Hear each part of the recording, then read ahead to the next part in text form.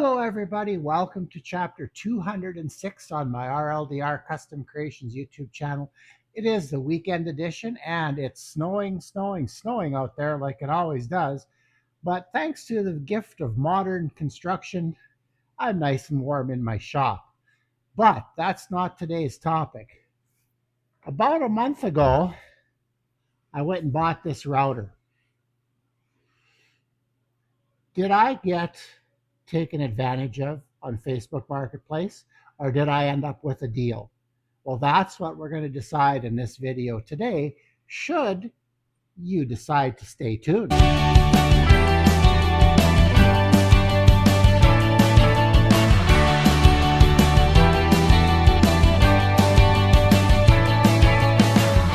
Well, yes, I was spending my extra time on Facebook Marketplace, and that's not a good thing for me to do.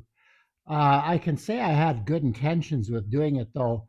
I've been really excited about what's happened with a number of the students that I've worked with in the past in my shop here.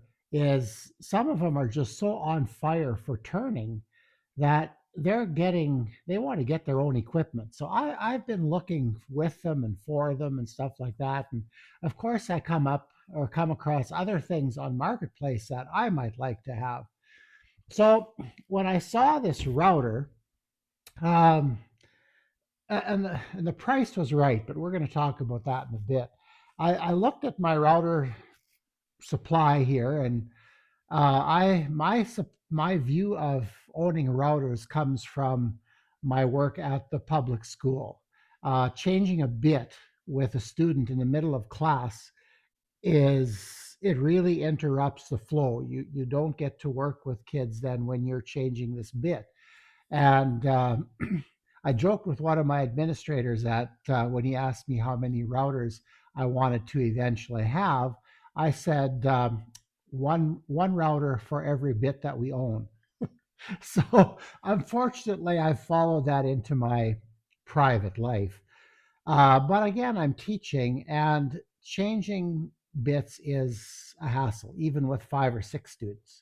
So anyway, another thing that I had what I would consider an unlucky number of routers. I think right now I had 13, and I told my wife about this, and she agreed that it was very imperative that I add that 14th router just to get rid of that bad luck thing. So anyway, all joking aside, I ended up buying another router. Now, the reasons I wanted to buy this router was, first of all, it's a Hitachi Plunge. Well, actually, I have the Plunge base on it.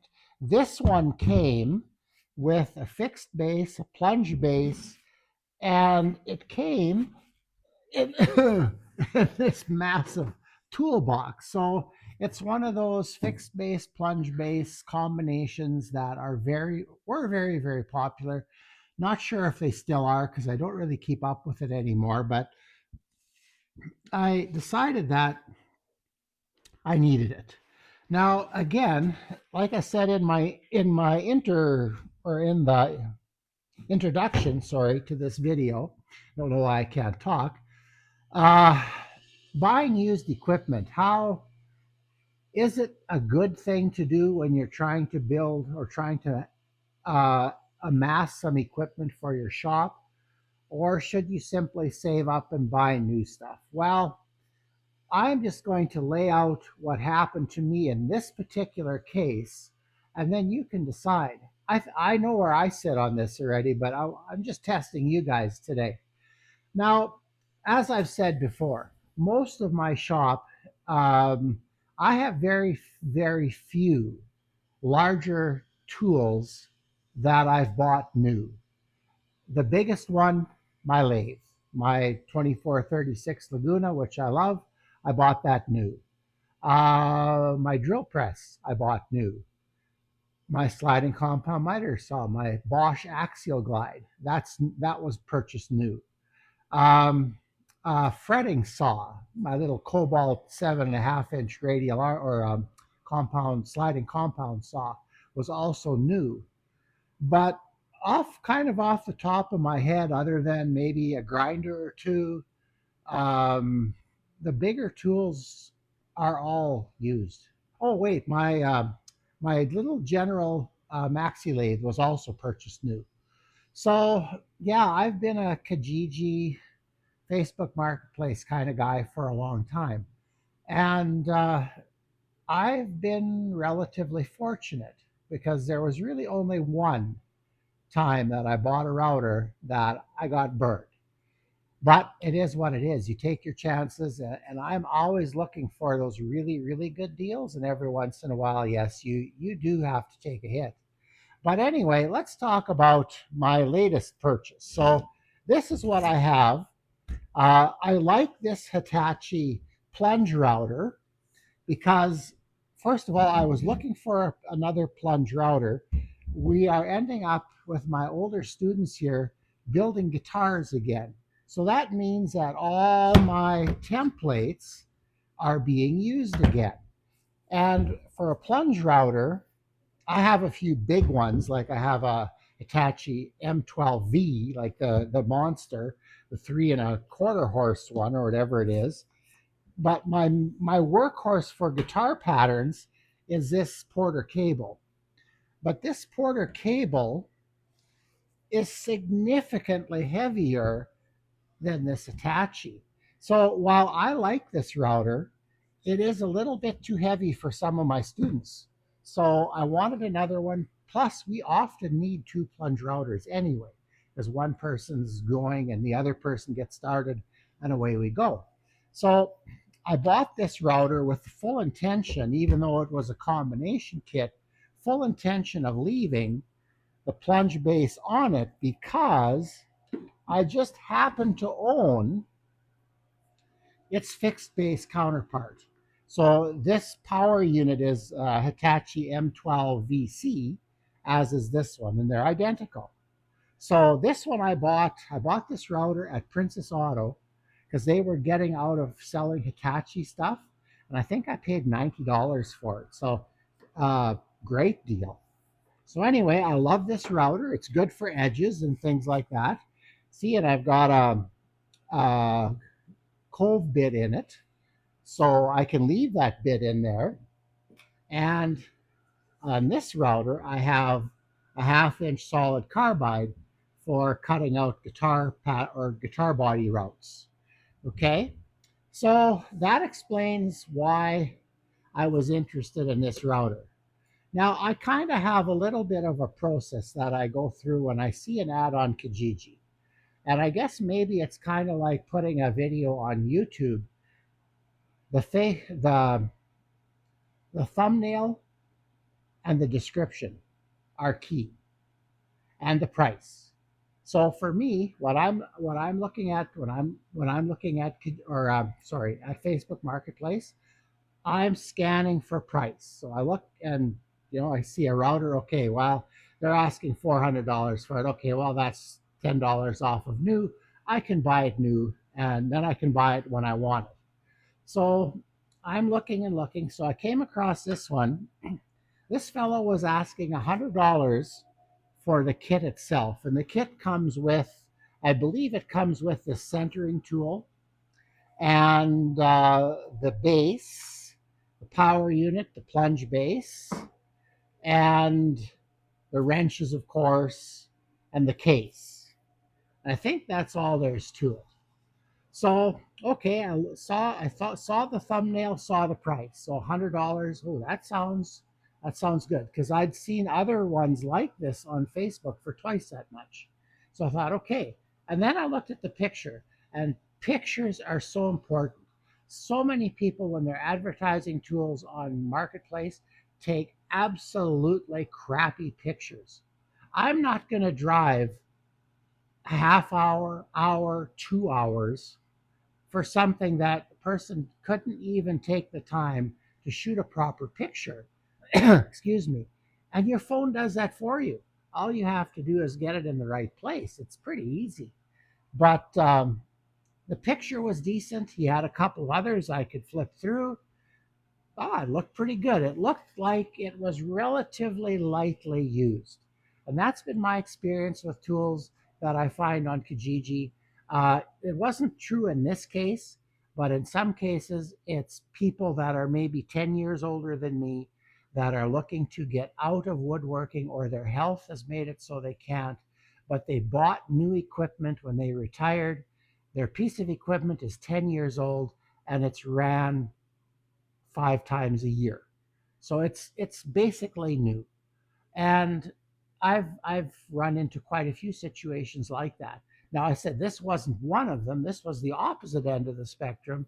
This guy had gone through a divorce and was getting rid of his stuff. So I thought the price was cheap and thought the condition was good. I usually don't.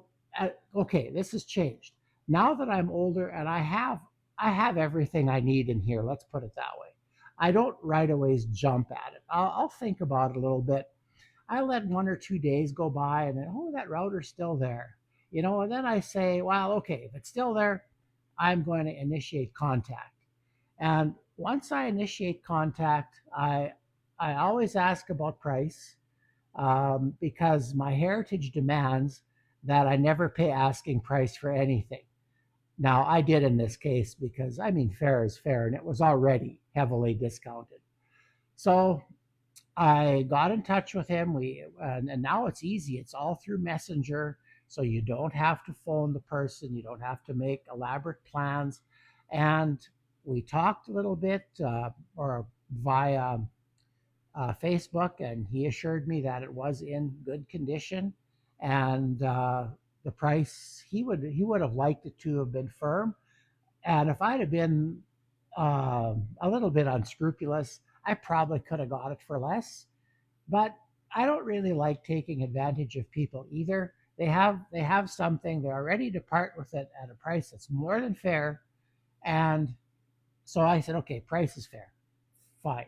So I said, yes, I'm interested. Your pictures and your description is great. Uh, where can I see it? So then he texts or messages me his address. And Sheila and I happened to be in the city one day or a Friday, and we went over to his place and we looked at it. And I gave him cash, and he gave me a box with a router in it, and things were good. Yes, I plugged it in and ran it a little bit there, but I don't know. In somebody's basement, you can't really do a large test. Like, would you bring a board along and fire shavings all over his basement suite? Like, I don't know. You do take a chance. It may work really good. When you get it home, it may run. Like, I bought one router. I used it probably about 5 hours, and it was junk. Like, I probably missed some things when I looked at it, but I trusted the person, and I should learn that I should never do that. But anyway, so I bought it. So what do you think?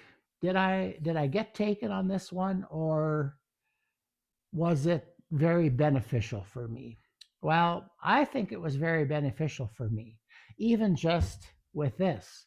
But at $100, not only did I just get the kit and its case, but I also got all kinds of other stuff that was just loosely kind of rattling around in the case.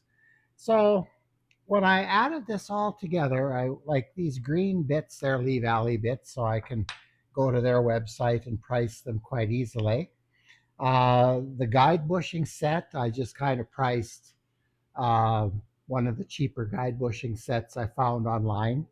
And then these four bits, they're quarter-inch shaft and just like a round over and things like that. Probably not super expensive bits, but the fact that they're different, well, okay, there's these two are the same color, may have been out of a kit somewhere, and sometimes you can get those little kits, like 20 pieces or whatever, for quite cheap. So maybe $3 to $5 a bit. At least that's what it used to be. It might be more now. But I think I value these at about $15 each. But looking at this pile here, to buy this new would have been 200, just a bit over $200 Canadian. Now, okay, they're not new. They may need to be sharpened, And I don't work with plywood anymore, so I'm not trimming window openings, so I probably won't use that one a whole lot. This flush trimming bit, yeah, I'll use that. I'll put that in a router, and that'll become my plastic laminate trimming bit, which I still do a fair amount of. Just a 3/4 inch straight bit, which I'd rather tell you what, I'd have traded almost all these bits for one good 1/2 inch solid carbide spiral up. Those bits I use a lot, but I might get some use out of this. This, I'm not sure what exactly it is. It's kind of an edge bit. I'm not sure what it's called. I'd have to look it up. But I see where I would use this for was on when we're building a guitar and you do the rear cutaway for putting all your pickups and or sorry your pots and all your wiring in. There's a cover that needs to go over there, and often those are recessed a little bit, and this bit would be perfect for that. You could set the depth, and that recess is a nice amount. So that bit I'll use. This little round over I'll probably use, and who knows, I may use these a little bit too. And yes, I definitely will use the guide bushings because I already took one of the guide bushings, this 5/8 one here, took it to my lathe and milled it down to about 3/16 here because I use 1/4 inch patterns for guitar building. So this one, and it came with the ring as well. So I don't know. I'd value this. I'm not sure if this came with it or not, but I'd say half of new, maybe a little less, 80 to $100. So if I look at it that way, I got that for nothing. Okay, maybe I didn't. Like I say, the worth of this is variable, questionable. But let's put it this way. I don't think I'm going to lose anything on this deal. The router so far has worked very good. I've run it a little bit in the month that I've had it. It plunges nicely. I'm in the process of lubricating things to make it work properly again. And that's one of the things I notice with almost all the equipment that I use is that cleaning it and oiling it and putting a little bit of time into it to get it to operate the way it should again needs to be done and is important because it allows you to get the most out of your used equipment. So I don't know. I think that's about all I have to share with you today.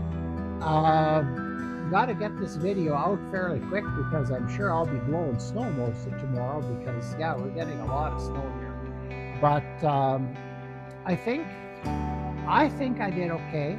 Maybe leave a note in the comments whether you think I got hosed, to use a good Canadian term, or you think that I came out the winner here.